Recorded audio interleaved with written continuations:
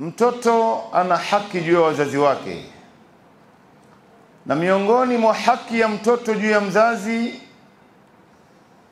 ni mume kumtafutia mtoto huyu mama yake atakuwa ni nani kabla hajamuoa bado, kama vile mama naye kumtafutia mtoto wake baba yake atakuwa ni nani kabla hajaolewa naye.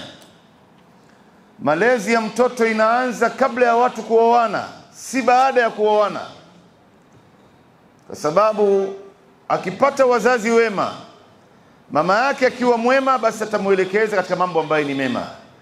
Atamfundisha tauhidi, kumpwekesha Mwenyezi Mungu, atamfundisha tabia, atamuhifadhisha Qur'ani, atamfundisha ibada zote kwa ujumla.